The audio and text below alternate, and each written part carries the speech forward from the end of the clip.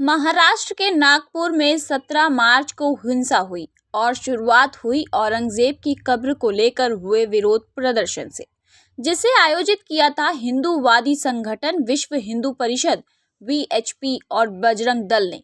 बकौल सीएम देवेंद्र फडणवीस, इस प्रदर्शन के दौरान घास फूस की एक नकली कब्र बनाकर उसे आग लगाया गया और यहीं से फैली अफवाह, जिसके बाद नागपुर के महाल और हंसीपुरी इलाके में माहौल बिगड़ गया।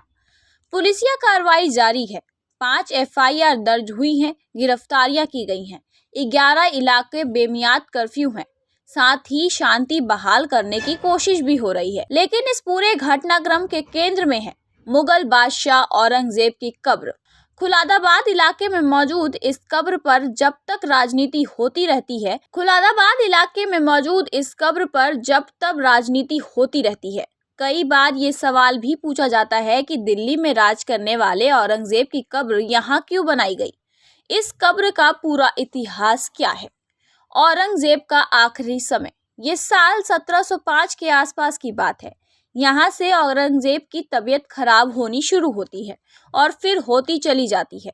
दक्कन में घूमते घूमते औरंगजेब को 24 साल हो चुके थे। उम्र 86 हो चली थी। शरीर में अब वो ताकत नहीं बची थी जिसके बल पर औरंगजेब ने अपने भाई दारा को हराया था, और उसी ताकत के बल पर पूरे हिंदुस्तान में मुगलों का परचम फहरा दिया था। हालांकि दक्कन पर कब्जा बनाए रखना मुश्किल साबित हो रहा था। बीजापुर में कैंपेन के दौरान औरंगजेब को लगा अब दिल्ली वापस लौट जाना चाहिए। हालांकि किस्मत में दिल्ली लौटना नहीं लिखा था। कृष्णा नदी के किनारे देवापुर में उनकी तबीयत अचानक बहुत खराब हो गई। इससे उनका काफिला रोक देना पड़ा। अगले 6 महीने औरंगजेब ने यही बताए। आगे का सफर शुरू हुआ। तभी बादशाह में इतनी ताकत नहीं थी कि घोड़े पर बैठ सके। उन्हें पालकी में सफर कराया गया। 20 जनवरी 1706 को औरंगजेब का काफिला अहमदनगर पहुंचा। जब तक औरंगजेब की तबीयत इतनी खराब हो चुकी थी कि हालत आगे जाने के लायक नहीं थी। बीमारी की हालत में भी औरंगजेब ने सुनिश्चित किया कि वो सबको पता रहे कि वो जिंदा है, क्योंकि उन्हें डर था कि उनकी मौत के बाद बेटे गद्दी के लिए लड़ मरेंगे और मुगल साम्राज्य बिखर जाएगा। आखिरी दिनों में अपने बेटे आजम को भेजे खत में लिखा, मैं अकेला आया था और एक अजनबी की तरह दुनिया में से जाऊंगा। मैं नहीं जानता कि मैं कौन हूँ और मैं क्या कर रहा था। राज करने के दौरान मैंने जो भी कुछ किया उससे बहुत दुख और निराशा छोड़ी है। मैंने जो भी किया है, अल्लाह मुझ पर रहम करे। मैं एक बादशाह के तौर पर नाकाम हो गया। मेरा इतना कीमती जीवन किसी काम नहीं आया। अल्लाह चारों ओर मौजूद है, लेकिन मैं इतना बदनसीब हूँ कि जब उनसे मिलने की घड़ी आप पहुँचती है, तब भी उनकी मौजूदगी महसूस नहीं कर पा रहा। शायद मेरे गुनाह ही ऐसे हैं जिन्हें माफ़ किया नहीं जा सकता।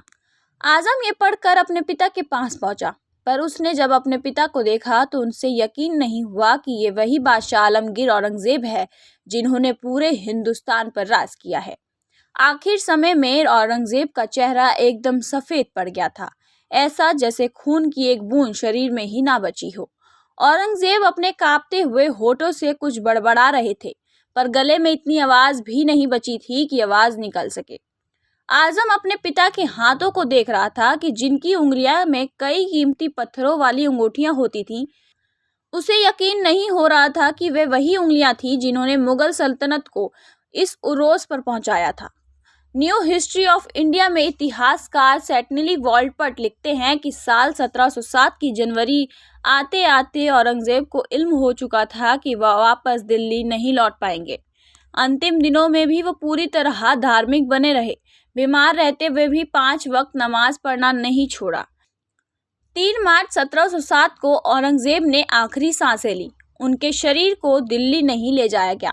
मौत के बाद उनके बेटे आजम शाह और उनकी बेटी जिन्नत उन निसार अपने पिता के शरीर को महाराष्ट्र के औरंगाबाद जिले में स्थित खुलदाबाद में ले गए, क्योंकि औरंगजेब चाहते थे कि उनकी मौत हो वहीं पास में उनका दफनाया जाए। खुलदाबाद में औरंगजेब को शेख जद्दुनी साहब की दरगाह के पास एक कब्र में दफनाया गया। शेख जैनुद्दीन को औरंगजेब अपना गुरु मानते थे। औरंगजेब की कब्र को लाल पत्थर से ढका गया।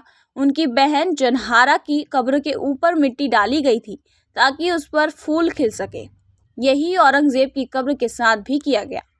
औरंगजेब की मृत्यु के बाद कोई शाही जनाजा नहीं निकाला गया। औरंगजेब की मृत्यु के बाद कोई शाही जनाजा नहीं निकाला गया। बहुत सादगी से उन्हें दफनाया गया, क्योंकि यही उनकी आखिरी ख्वाहिश थी। औरंगजेब ने जब अपनी आखिरी खत में अपने बेटे आजम को लिखा था टोपियां सिलकर मैंने 4 रुपए 2 आने कमाए हैं, उससे ही एक मौत के बाद का पूरा काम किया जाए। कुरान लिखकर उनकी प्रतियां बेचने में 305 रुपए मिले हैं, इन रुपयों को काजी कुरबी। औरंगजेब ने अपने आखिरी खत में अपने बेटे आजम को लिखा, टोपियां सिलकर मैंने 4 रुपए 2 आना कमाए हैं, उसे ही मौत के बाद का पूरा काम किया जाए। कुरान लिखकर उसकी प्रतियां बेचने से 305 रुपए मिले हैं, इन रुपयों को काजी गरीबों में बांट दे। मेरी मौत पर कोई दिखावा नहीं होगा, कोई संगीत नहीं बजेगा, कोई समारोह नहीं होगा। मेरी कब्र पर कोई पक्की इमारत ना खड़ी की जाए, बस एक चबूतरा बनाया जा सकता है। मैं इस काबिल नहीं कि मौत के बाद भी छांव मिले मुझे। दफन करते समय मेरे चेहरे को ना ढका जाए, ताकि मैं खुले चेहरे से अल्लाह का सामना कर सकूं। औरंगजेब ने 88 साल की जिंदगी जी, जिसमें से 39 साल के लगभग उन्होंने बादशाह की तरह गुजारे।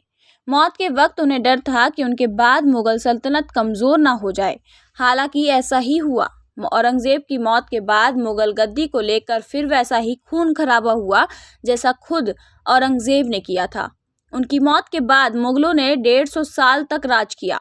हालांकि मुगल सल्तनत का जो रुतबा औरंगजेब में के वक्त था, वैसा फिर कभी ना हो सका, और इस बात के कुछ हद तक जिम्मेदार खुद औरंगजेब ही थे।